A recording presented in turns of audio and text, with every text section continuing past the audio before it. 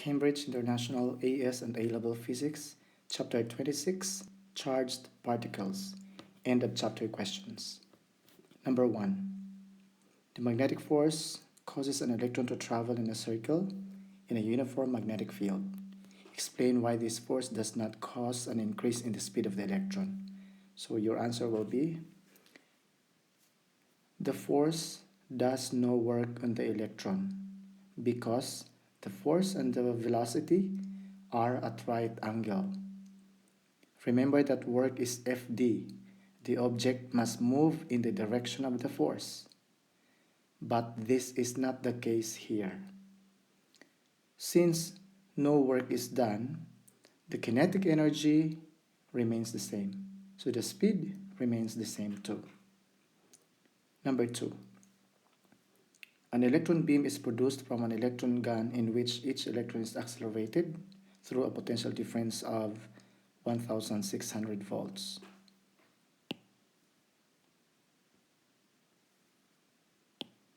So this is your voltage.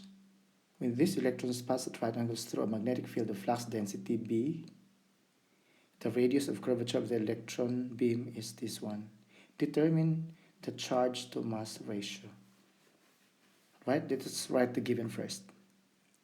You have voltage 1600,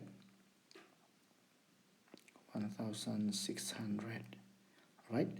Your magnetic field strength is 8 times 10 to minus 3. Okay, and the radius is 0.017. So here you would notice that the potential difference is doing work on this particular electron. So again, the PD is doing work in the electron. Work is done. So work is equal to Q times V, or simply E times the V, or QV.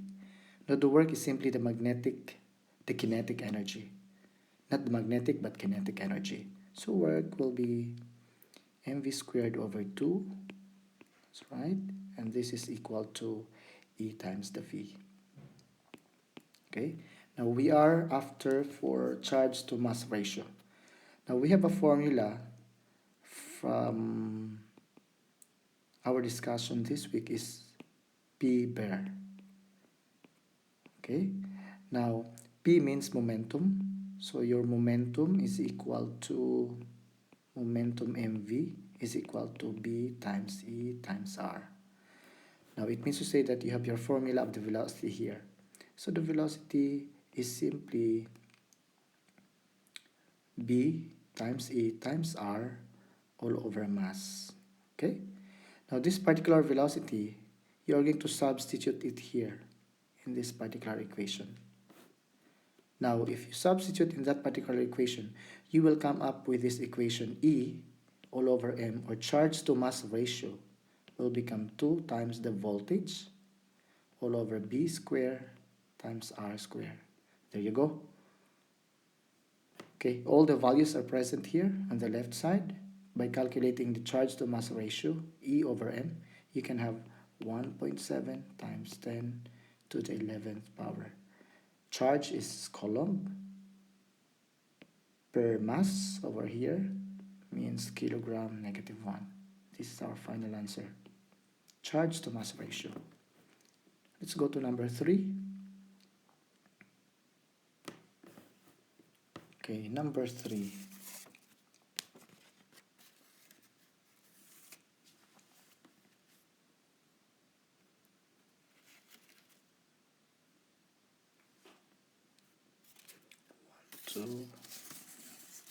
Number 3. The alpha particle and beta particle with the same velocity at right angles through the same magnetic field. So take note, they have the same velocity and they have the same B magnetic field. Alright? So alpha particle, I'm going to write it here so you would know what is alpha. Alpha is actually He 2, 4. So the charge is 2 and the mass is 4. And the beta particle is usually denoted by this. The charge is 1, negative, and 0, because actually we say 0 mass here. but we know the mass of electron. Beta is actually electron. Or you can say this is E, -1, and this is 0. Now here we are going to determine the mass, the ratio of different things. So the first one is mass. Okay? So the mass of the alpha, so you're going to say mass of the alpha, okay, all over mass of the beta. The mass of the alpha, you can say it's 4 times mass of the proton here, 1.67 times 10 to minus 27. All over the mass of electron is 9.11. It's only 1 times 10. Actually, it's supposed to be 0. It's negligible. Minus 31. So here we can get the answer of around 7,333. We can round this off to 7,300. Next up is letter B, the charge of the two particles.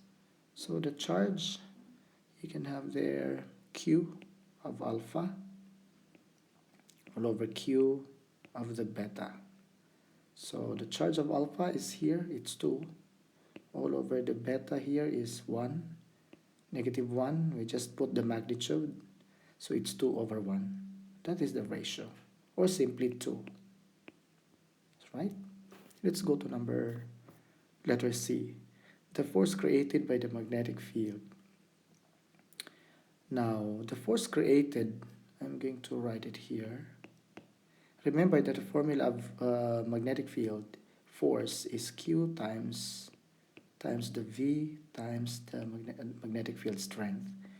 But remember that they have the same velocity and the same magnetic field. So we can actually eliminate this one, okay, if we are going to take the ratio. So now you're going to say the force of the magnetic field of alpha all over the force of the magnetic field of the beta. Now remember that what is left is the charge only. Yeah, so the charge is simply alpha. You can have 2, and the beta is 1. It's -1, but we just put the magnitude, so it's the same 2 also. Letter D, the radius of the circular orbit. So we're going to go to the radius of the circular orbit. Letter D. So in terms of radius, remember the formula of radius. Again, from the equation P per momentum per. So momentum is equals to mv equals b times e times r.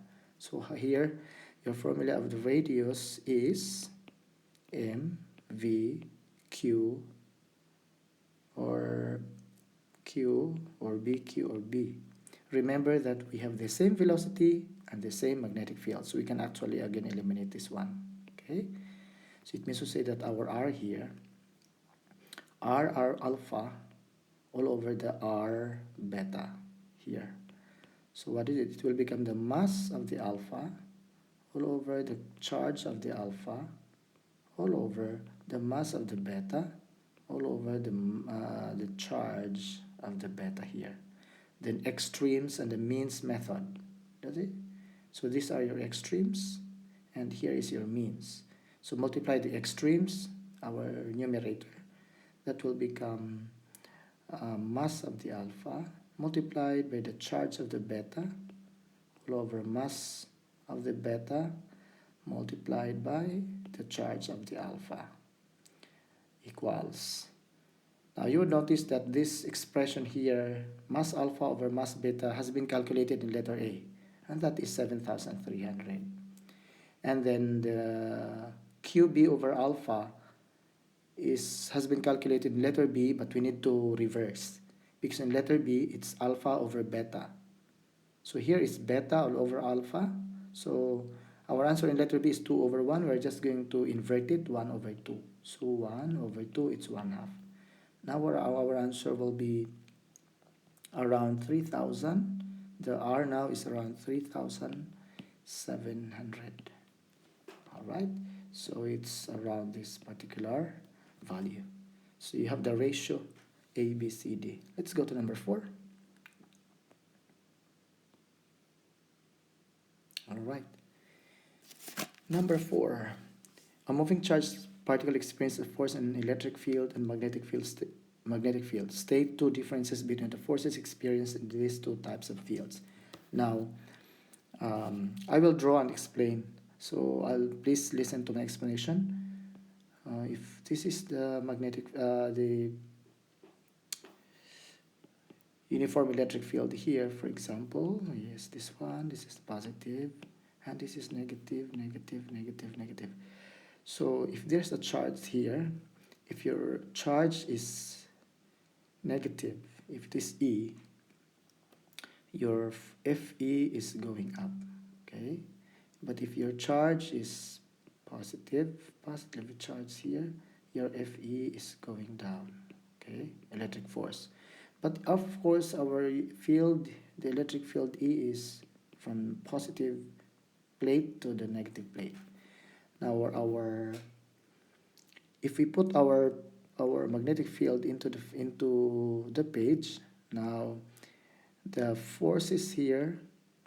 Okay, if the movement, if the charge that will enter the field is electron like that, or it is a proton also, the magnetic force will have two directions also. Okay, so the FB can go up also, and the FB can also go down. Magnetic force can also go down. It depends on the charge that will pass across this magnetic field.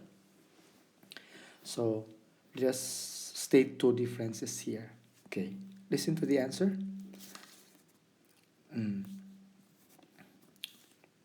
Force is always at right angle to the magnetic field. I'm talking about this particular force here, magnetic field, this one. So again, force is always at right angle to the magnetic field in the direction or reverse to the electric field, to this one. So your your magnetic force is either in the direction or reverse to the direction of the magnetic field. That's number one. Second idea, force, you have two equations here. F is QVB. The other one, F is Q times E. So the other answer will be force is directly proportional to velocity. Velocity E of an electron moving in a magnetic field. But it does not depend on the velocity of electron in an electric field. That's the second answer here. Let's go to number 5. Last one. In a measurement of electron charge using Millikan's experiment, the weight of the oil drop was, so you have the weight, let's just put it here, 1.0 times 10 to the minus 13 Newton. And the voltage is around 1250 volts, and which are 12 mm apart. So it means that's the distance. We can calculate the electric field. That's 12 times 10 to the minus 3. So from here we can calculate your electric field. It's equals to V over D.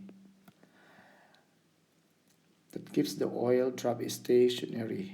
Calculate the number of excess electrons. So since it is stationary, the word stationary here, it means that the two forces balance with each other. So it means that the electric force going up balance with the weight because it's stationary. So now your Q times E is equal to the weight. Now what is the formula of the weight of the charge? The charge will be the weight all over the electric field. Question, can we calculate the electric field? Yes, you can calculate that one.